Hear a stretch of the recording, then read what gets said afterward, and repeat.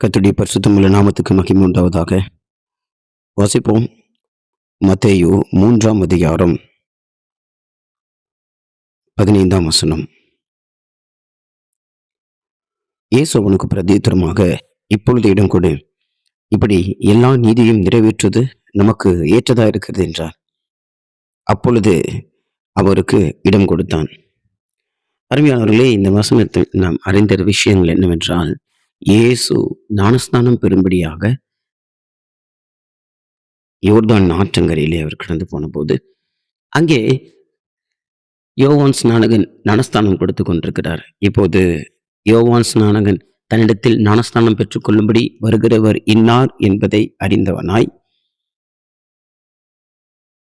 நான் உமக்கு ஞானஸ்தானம் கொடுக்க முடியாது என்று தயங்குகிறான். அப்படி அவன் தயங்கி நிற்கும்போது இயேசு அவனை பார்த்து சொல்லுகிறார், இப்பொழுது இடம் கொடு, இப்போது இடம் கொடு, இப்படிப்பட்ட நீதியை நிறைவேற்றுவது நமக்கு ஏற்றதா இருக்கிறது, இப்போது இடம் கொடு என்று அவனிடத்துல சொன்னபோது, அவனுக்கு தயக்கம் இருந்தாலும் அந்த வார்த்தைக்கு அவன் கீழ்ப்படிந்து இடம் கொடுக்கிறான். அப்போது இடம் கொடுத்தபடியினால் இயேசு ஞானஸ்நானம் பெற்று கரை ஏறின உடனே வானம் அவருக்காக திறக்கப்பட்டது. அருமையானவர்களே, நம்முடைய வாழ்க்கையிலும் கர்த்தர் நம்மை பார்த்து சில நேரங்களில் சொல்லுகிறார், நமக்கு பிரியமில்லாத சூழல்கள், நமக்கு விருப்பமில்லாத சந்தர்ப்பங்கள், நமக்கு விருப்பமில்லாத சில பாதைகள் வழியாக நாம் போய்கொண்டிருக்கும் போது கர்த்தர் நம்மை பார்த்து சொல்லுகிறார், இப்பொழுது இடம் கொடு, இப்பொழுது இடம் கொடு. நம்முடைய வாழ்க்கையில் சில காரியங்களிலே வெறுமை இருக்கலாம், அல்லது வறுமை உபத்திரவங்கள் நிறைந்த பாதையிலே போய்கொண்டிருக்கலாம். கர்த்தர் நம்மை பார்த்து சொல்லுகிறார், இப்பொழுது இடம் கொடு. அருமையானவர்களே, இந்த வசனத்தில் இப்பொழுது என்று சொல்லும் பொழுது முந்தினதை நீ மறந்துவிடு. Present tense. இப்பொழுது என்று சொல்லும்போது அது பிரசன்ட் டென்ஸ். அதிலே முந்தினவைகளை மறந்துவிடு. எதிர்காலத்தை குறித்து சிந்திக்காதே. இதற்கு முன்பதாக என்ன நடந்தது என்பதை அதை குறித்து யோசிக்காதே. இனி என்ன செய்ய போறோம் அதை குறித்தும் யோசிக்காத. இப்பொழுது இடம் கொடு. எதையும் யோசிக்காத. இப்பொழுது இடம் கொடு, இப்பொழுது இடம் கொடு. இதை கேட்டுக்கொண்டிருக்கிற ஒவ்வொருவரும் கர்த்தருடைய ஆவியானவர் சொல்கிறார், இப்பொழுது இடம் கொடு, இப்பொழுது இடம் கொடு. அருமையானவர்களே, வேதத்துல சில உதாரணங்களை நான் உங்களுக்கு முன்பதாக வைக்க விரும்புகிறேன். இப்போது இடம் கொடு என்று கர்த்தர் சொல்லும் போது போல, தேவனுடைய வார்த்தைக்கு கீழ்ப்படிந்தது நிமித்தம், அப்பொழுது இடம் கொடுத்தது நிமித்தம், தங்களுடைய சூழ்நிலையை பாராமல் இடம் கொடுத்தது நிமித்தம் ஆசீர்வதிக்கப்பட்டு அவர்களுக்காக வானம் திறக்கப்பட்ட 2 சந்தர்ப்பங்களை நான் உங்களுக்கு முன்பதாக வைக்கிறேன். முதலாவதாக, நம்முடைய வாழ்க்கையில் வரக்கூடிய வெறுமையின் பாதையோ, கஷ்டத்தின் பாதையோ, அது நெருக்கத்தின் பாதையோ, பாடுகளின் பாதையோ, எல்லா தேவ மனுஷர்களும் அந்த வழியாகத்தான் கடந்து போகிறார்கள் என்பதை நாம் அறிந்திருக்கிறோம். மிகுந்த உபத்திரங்களின் வழியாகத்தான் நாம் தேவனுடைய ராஜ்யத்தை சுதந்திரத்துக் கொள்ள வேண்டும் என்பதையும் நாம் அறிந்திருக்கிறோம். அப்படி இருக்க, முதலாவது பேதுருடைய அனுபவத்தை நாம் எடுத்துக்கொள்ளும் பொழுது, அவன் ஒரு பிரதான தேறின மீன் பிடிக்கக்கூடிய ஒரு மனுஷன். அவன் தன் தொழிலை நன்றாக கற்று அறிந்து தேர்ந்திருந்தான். அவனுக்கு தெரியும், அந்த நிலவின் வெளிச்சத்தில் எந்த இடத்துல மீன் இருக்கும், எந்த இடத்துல மீன் இருக்காது என்பதை நன்றாக அறிந்திருந்த ஒரு மனுஷன்தான். பல வருஷங்களாக அந்த கடலிலே அவன் தொழில் செய்கிறான். தன் தகப்பனிடத்திலிருந்து அநேக காரியங்களை கற்றிருக்கிறான். தன்னுடைய அனுபவம் அவனுக்கு அநேக நேரங்களில் கை கொடுத்திருந்தது. அப்படிப்பட்ட பேதுருவும் அவனோடு கூட இருந்தவர்களும் ஒரு விசை கடற்கரையிலே நின்று வலையை அலசி கொண்டிருக்கிற வேளையில இயேசு அவர்கள் படகிலே இடம் கொடுக்க சொல்கிறார். அப்பொழுது இயேசு அந்த படகிலே ஏறிக்கொண்டு சற்று கரையை விட்டு தள்ளி நிறுத்தும்படி வேண்டிக் கொண்டார். அப்போது இயேசுவும் சொன்னது போல பேதுரு இடம் கொடுக்கிறார். இயேசு பிரசங்கிக்கிறார். பிரசங்கித்த பின்பு நாம் லூக்கா 5ஆம் அதிகாரம் 2ஆம் வசனத்திலிருந்து நாம் வாசிக்கும் போது,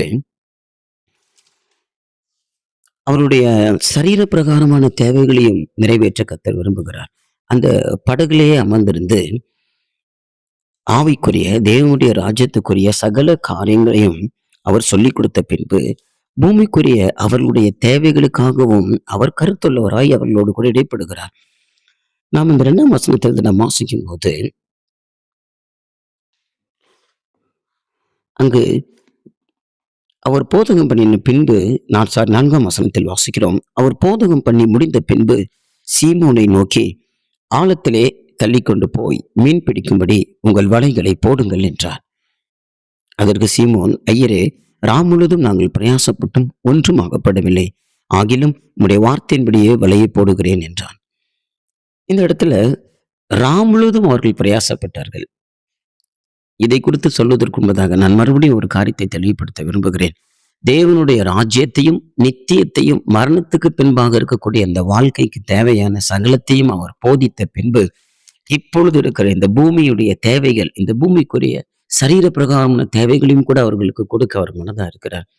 யாரா இருந்தாலும் நீ இதை கேட்டுக்கொண்டிருக்கிற உங்களுடைய வாழ்க்கையிலும் மரணத்துக்கு பின்பு நித்தியத்திலே காணப்படுகிற அந்த ஆவிக்குரிய அனுபவங்களும் அந்த மென்மையான காரியங்களை கர்த்தர் நமக்கு கற்றுக் கொடுக்கிறது மாத்திரமல்ல, இந்த பூமிக்குரிய சகல தேவைகளையும் அறிந்தவராய், உங்களுடைய ஆத்மாவின் அத்தியாவசியத்தையும் அறிந்தவராய் அவர் உங்களோடு கூட இடைப்படுகிறவராக இருக்கிறார். பூமிக்குரிய தேவைகளையும் கூட அவர் சந்திக்க விரும்புகிறார். எனவே பேதுருவை பார்த்து சொன்னார், படகை ஆழத்திலே தள்ளி கொண்டு போய் ஆழத்திலே வலையை போடுங்கள் என்று சொல்கிறார். அப்போது பேதுரு, முழுவதும் நாங்கள் பிரயாசப்பட்டும் ஒன்றும் ஆகப்படவில்லை, ஆகிலும் உம்முடைய வார்த்தையின்படியே வலையை போடுகிறேன் என்றான். இந்த இடத்துல இப்பொழுது இடம் கொடு என்று இயேசு சொல்கிறார். அப்ப என்ன அந்த இடத்துல எதை சொல்லுகிறார் என்றால், இப்போது வலையை போடு, இப்போது வலையை போடு. அப்பொழுது கர்த்தருடைய வார்த்தைக்கு பேதுரு இடம் கொடுக்கிறார். இப்போது இடம் கொடு. இதோடைய அர்த்தம், முழுவதும் பிரயாசப்பட்டோம், ஒன்றும் அகப்படவில்லை, பழையதை மறந்துவிடு, நேற்று நடந்ததை மறந்துவிடு, நீ கடந்து வந்த கஷ்டங்களின், நீ கடந்து வந்த தோல்வியின் பாதையை நீ மறந்துவிடு, இப்போது இடம் கொடு. இப்போது என்று சொல்லும்போது இப்போது இடம் கொடு. அது கர்த்தர் அவனோடு கூட பேசின அந்த வார்த்தைக்கு அவன் இடம் கொடுக்கிறான். அங்கு பேதுரு சொல்லும்போது, முழுவதும் பிரயாசப்பட்டோம், ஒன்றும் ஆகப்படவில்லை, ஆகிலும் உம்முடைய வார்த்தையின்படி, இப்பொழுது நீர் சொன்ன அந்த வார்த்தையின்படி இப்பொழுது அவன் வலையை வீசுகிறேன் என்று சொல்லி போகிறான். அப்படி அவர்கள் வலை வீசின போது அந்த இடத்துல அவர்கள் படகு முழுவதும் நிரம்பினது. உதவிக்காக அவர்கள் தங்களோடு கூட தொழில் செய்கிற இன்னும் சிலரை அழைத்து அவர்களிடத்திலிருந்து உதவியை அவர்கள் எதிர்பார்க்கிறார்கள். அப்போது அவர்கள் சைகை காட்டினார்கள். அவர்கள் வந்து 2 படகுகளும் அமிழத்தக்கதாக நிரப்பினார்கள். படகு நிரம்பி அமிழ்ந்து போகத்தக்கதாக இருந்தது. அருமையானவர்களே, நம்முடைய கஷ்டங்கள், நம்முடைய குறைவுகள், இந்த பூமியில நமக்கு எத்தனையோ தேவைகள் உண்டு. இவைகள் எல்லாம் இருந்தாலும், இதுவரைக்கும் ஜெபித்து ஜெபித்து பதில் கிடைக்காத ஒரு சூழல்ல நாம் இருந்தாலும், கர்த்தருடைய வார்த்தை சொல்லுகிறது போல, இப்பொழுது இடம் கொடு, இப்பொழுது இடம் கொடு. நம்முடைய சரீரத்தின் தேவைகளை அறிந்தவராய் கர்த்தர் நம்மோடு கூட பேசுகிற அவருடைய சத்தத்துக்கு நாம் செவி கொடுக்க வேண்டும். அந்த இடத்தில் பேதுரு சொல்லும்போது, ஆகிலும் உம்முடைய வார்த்தையின்படி நான் வலையை போடுகிறேன். அதுல 2 காரியங்கள் மறைந்திருக்கிறது. ஒன்று, கர்த்தருடைய வார்த்தையை விசுவாசிக்கிறது. 2வது, கீழ்ப்படிகிறது. இப்பொழுது இடம் கொடு என்ற இந்த வார்த்தைக்கு, அது தேவனுடைய வார்த்தை என்று விசுவாசித்து அவன் கீழ்ப்படிந்து வலை போடுகிறான். நீங்களும் கூட இதை கேட்டுக்கொண்டிருக்கிற நீங்கள், கடந்த நாட்கள்ல கர்த்தர் சில காரியங்களை தொடர்ந்து உங்களோடு கூட பேசிக் கொண்டிருக்கிறாரா? ஆனால் அதன் மேல் உங்களுக்கு நம்பிக்கை இல்லாமல் இருக்கிறதா? முழுவதும் பிரயாசப்பட்டோம், இதிலேயே எனக்கு நடக்க போகிறது என்று நம்பிக்கையற்றவர்களா இருக்கிறீர்களா? முந்தினவைகளை நினைக்காதிருங்கள், இப்பொழுது என்ற அந்த வார்த்தையிலே, அந்த வார்த்தையை விசுவாசித்து கீழ்ப்படியுங்கள். அப்படி கீழ்ப்படியும் போது படகு அமிழ்ந்து போகத்தக்கதாக அவர்கள் மீன் பிடித்தார்கள் என்று சொல்லி நாம் வாசிக்கிறோம். 2வது ஒரு உதாரணத்தை நாம் பார்க்கும்போது, ஒரு தேசம் முழுவதும் பஞ்சத்தில் இருக்கும்போது தீர்க்கதரிசியாகிய எலிசாவை சாரிபாத் விதவையின் வீட்டுக்கு கர்த்தர் அனுப்புகிறார். 1 ராஜாக்கள் 17ஆம் அதிகாரம் 10ஆம் வசனத்திலிருந்து நாம் வாசிக்கும் போது, சாரிபாத் விதவையுடைய வீட்டுக்கு இந்த தீர்க்கதரிசி கடந்து போகிறார். நாம் அங்கு நடந்த சம்பவங்களை நாம் அறிந்திருக்கிறோம். அங்கே 2 விறகு பொறுக்கிக் கொண்டிருக்கிறேன் என்று அந்த விதவை சொல்லுகிறார். காரணம், அந்த பஞ்ச காலத்திலே அவர்களிடத்திலும் ஒன்றும் இல்லாமல் இருந்தபடியினால், எங்களிடத்தில் இருக்கிற அந்த கொஞ்சம் அப்பங்களை, கொஞ்சம் மாவும் கொஞ்சம் எண்ணெயும் இருக்கிறது, அதிலே ஒரு சிறியதாக ஒரு அப்பத்தை செய்து சாப்பிட்டு செத்து போக வேண்டும் என்று இருக்கிறோம் என்று அவள் சொல்லுகிறாள். இது நாம் 1 ராஜாக்கள் 17ஆம் அதிகாரத்தில் வாசிக்கும் போது 12ஆம் வசனத்தில், பானையில் ஒரு பிடி மாவும் கலயத்தில் கொஞ்சம் எண்ணெயுமே அல்லாமல் என்னிடத்தில் ஒரு அடையும் இல்லை என்று உம்முடைய தேவனாகிய கர்த்தருடைய ஜீவனை கொண்டு சொல்லுகிறேன். இதோ நானும் என் குமாரனும் சாப்பிட்டு செத்து போக அதை எனக்கும் அவனுக்கும் ஆயத்தப்படுத்துகிறதற்கு 2 விறகு பொறுக்குகிறேன் என்றார். சாப்பிட்டு செத்து போக வேண்டும் என்கிறாள். அவள் நம்பிக்கை இழந்து இனி நான் பிழைப்பது அரிது,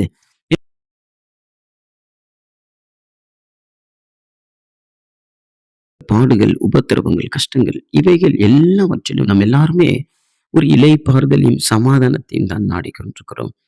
அருமையானவர்களே, கிறிஸ்துவின் நிமித்தம் ஆசீர்வாதத்தை பெற்றுக் கொள்வதற்காக மாத்திரம் அல்ல, கிறிஸ்துவ என்னும் நாமத்தின் நிமித்தம் பாடுபடுவதற்கும் நாம் நியமிக்கப்பட்டிருக்கிறோம். கர்த்தர் நம்மை ஆசீர்வதிப்பதற்காக நமக்கு வானங்களை திறக்கிறது மாத்திரமல்ல, நாம் பாடுகளை சகிக்கும் போதும் கூட நமக்காக கர்த்தர் வானங்களை திறக்கிறார். எல்லா மனிதர்களும் கடந்து போகிற, எல்லா நீதிமான்களும் பரிசுத்தவான்களும் கடந்து போகிற அந்த பாடுகளின் பாதை வழியை நாம் கடந்து போய் கொண்டிருக்கிறோம். நாம் சுவிசேஷத்தில் கேட்கும்போது, கர்த்தராகிய இயேசுவை விசுவாசி, அப்பொழுது உனக்கு சமாதானம் உண்டு, சந்தோஷம் உண்டு, உன் பிரச்சனைகளுக்கு தீர்வு உண்டு. இப்படி பல விதங்கள்ல நாம் சுவிசேஷத்தை கேட்டிருந்தாலும் கூட, நாம் ஆண்டவரை இரட்சகராக ஏற்றுக்கொண்ட நாள் முதற்கொண்டு இதுவரைக்கும் நமக்கு பாடுகளுக்கும் உபத்திரவங்களுக்கும் குறைவே இல்லை. ஆனாலும் நாம் அவரை நம்பி இருக்கிறோம். ஏன்? நாம் கேட்ட சுவிசேஷம் நமக்கு பொய் சொன்னதா? இல்லை அருமையானவர்களே. கர்த்தராகிய இயேசுவை பின்பற்றும்படி நாம் தீர்மானம் செய்து அவரை பின்பற்றினோமே, அவர் கடந்து போன அந்த இடுக்கமும் நெருக்கமான பாதை, பாடுகள் உபத்திரங்களும் நிறைந்த ஒரு பாதை, அவரை பின்பற்றுகிற, அவருடைய அடிச்சுவடுகளை பின்பற்றுகிற நாம் ஒவ்வொருவருக்கும் அந்த உபத்திரமும் பாடுகளும் உண்டு.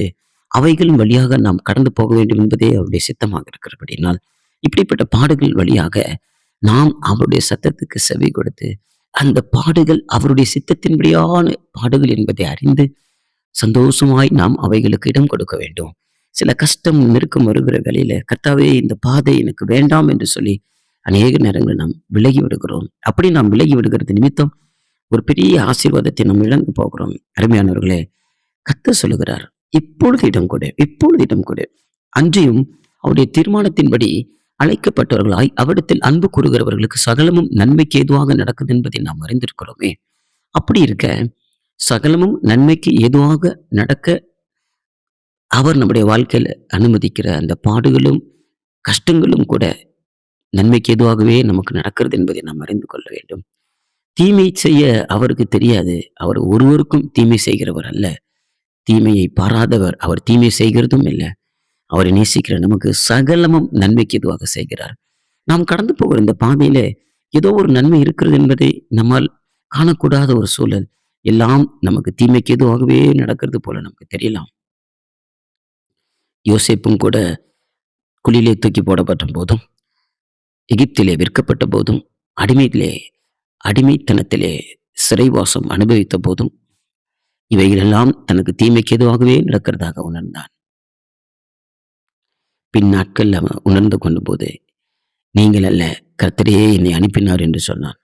அருமையானவர்களே, அதுபோல நம்முடைய வாழ்க்கையில தற்காலத்தில் நாம் கடந்து போகிற இந்த பாடுகளும் கஷ்டங்களும் நமக்கு தீமை போல தெரிந்தாலும் விசுவாசியுங்கள், அது தீமைக்கல்ல, அது நன்மைக்கு ஏதுவாகவே இருக்கிறது. இந்த உபத்திரவங்களை குறித்து அதி சீக்கிரத்தில் நீங்கும் என்று நாம் ஆசைக்கிறோமே. இந்த உபத்திரவங்களும் கஷ்டங்களும் அதி சீக்கிரத்தில் நம்மை விட்டு நீங்குகிறபடினால், இந்த பாடுகளும் இந்த கஷ்டங்களும் இந்த உபத்திரவங்களும் நம்மை ஒருபோதும் சேதப்படுத்த முடியாது. நமக்கு தீமை விளைவிக்க முடியாது. எனவே இந்த உபத்திரவங்கள் இது தேவ சித்தம் என்று நாம் சந்தோஷமாய் அவைகளை ஏற்றுக்கொள்ள வேண்டும். அப்படி ஸ்தேவானுடைய அனுபவத்தில் வாசிக்கும் போது, சத்தியத்துக்காக வைராக்கியமாய் நின்ற ஒரு தேவ மனுஷன் ஸ்தேவான். இதை குறித்து நாம் அறிந்திருக்கிறோம். அப்போஸ்தலர் 7ஆம் அதிகாரத்திலே அவன் விசுவாசமும் பரிசுத்த ஆவியும் நிறைந்தவனாய் ஜீவித்தான். அப்படிப்பட்ட இந்த ஸ்தேவான் ஒரு சந்தர்ப்பத்தில் சத்தியத்தை சத்தியமாக எடுத்து சொல்லுகிற வேளையில அவனுக்கு ஒரு பெரிய பாடு வருகிறதை நாம் அங்கு அறிந்திருக்கிறோம். அப்போஸ்தலர் 7ஆம் அதிகாரத்தில் நாம் வாசிக்கும் போது அந்த ஸ்தேவானின் அனுபவத்தை நாம் அங்கு வாசிக்கிறோம். அவன் இவைகளை பேசிக்கொண்டிருக்கும் போது அவனுடைய முகம் தேவ தூதனை போல பிரகாசமா இருந்தது என்று சொல்லி வாசிக்கிறோம். அவன் ஆவியிலே நிறைந்த ஒரு மனுஷனாயிருந்தான். அவன் பேசிக்கொண்டிருக்கும் போது அவனுடைய முகம் அவ்வளவாய் பிரகாசித்ததாம். தேவ சித்தத்தின்படி பாடுபடுகிற ஒவ்வொருடைய முகமும் தேவ சாயலை அடைகிறது. அருமையானவர்களே, உள்ளான மனுஷன் நாளுக்கு நாள் புதிதாக்கப்படுகிறான். புறம்பான மனுஷன் அழிந்து போகிறான். நமக்கு வருகிற பாடுகள், உபத்திரவங்கள், கஷ்டங்கள் வழியாக புறம்பான மனுஷன் நாளுக்கு நாள் அழிந்து உள்ளான மனுஷன் புதுப்பிக்கப்படுகிறபடினால் நம்முடைய முகங்கள் நாளுக்கு நாள் அது தேவ சாயலை அடைந்து கொண்டிருக்கிறது. அப்படிப்பட்ட ஒரு சந்தர்ப்பத்தில் அவன் சத்தியத்தை சத்தியமாக சொல்லிக் கொண்டிருக்கும் போது இவைகளை அவர்கள் கேட்ட பொழுதென்று அப்போஸ்தலர் 7:54 வாசிக்கிறோம். இவைகளை அவர்கள் கேட்டபோது மூர்க்கமடைந்து அவனை பார்த்து பல்லை கடித்தார்கள். அவன் பரிசுத்த ஆவியினாலே நிறைந்தவனாய் வானத்தை அன்னார்ந்து பார்த்து தேவனுடைய மகிமையும் தேவனுடைய வலது பாரிசத்தில் இயேசுவையும் நிற்கிறதையும் கண்டு, அதோ வானங்கள் திறக்கிறதையும் மனுஷகுமாரன் தேவனுடைய வலது பாரிசத்தில் நிற்கிறதையும் காண்கிறேன் என்று சொல்லுகிறான். அருமையானவர்களே, தேவ சித்தத்தின்படி பாடுகளும் உபத்திரங்களும் நாம் சந்தோஷமாய் அனுபவிக்கிற வேளையில நம்முடைய முகம் தேவ சாயலாய் மறுரூபமாகிறது மாத்திரமல்ல, அப்படிப்பட்ட சூழல்ல கர்த்தர் நமக்காக வானத்தையும் திறக்கிறார். அதிசீக்கிரத்தில் நீங்கும் இந்த லேசான உபத்திரம்.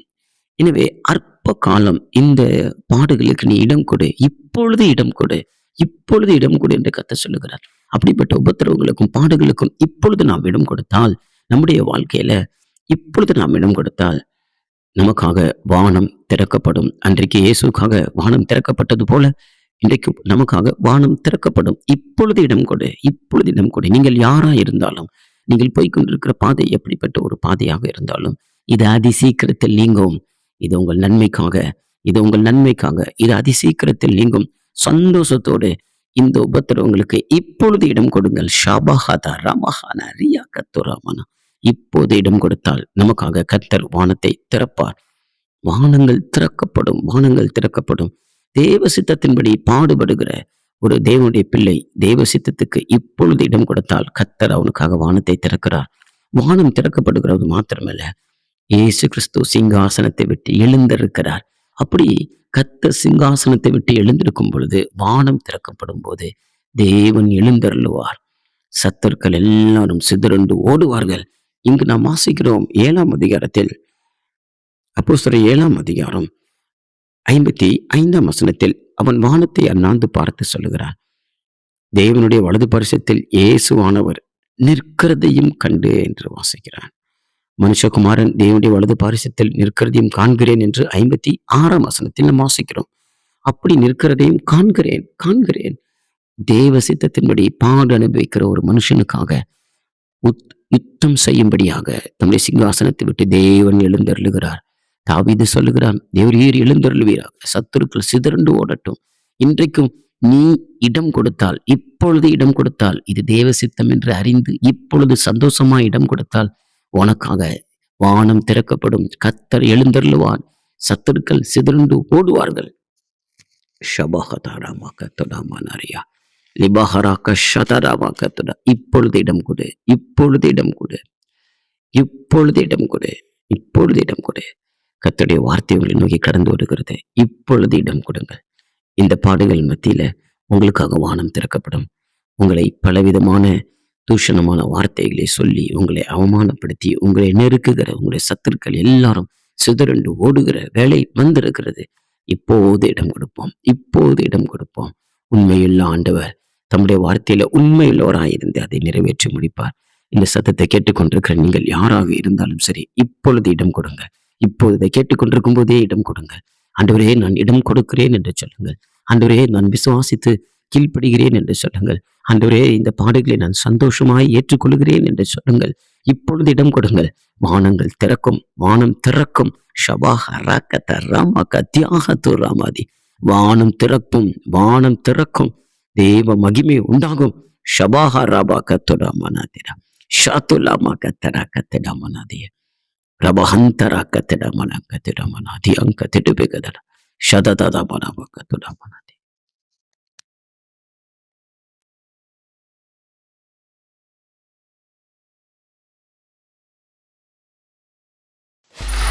Free audio post-production by alphonic.com.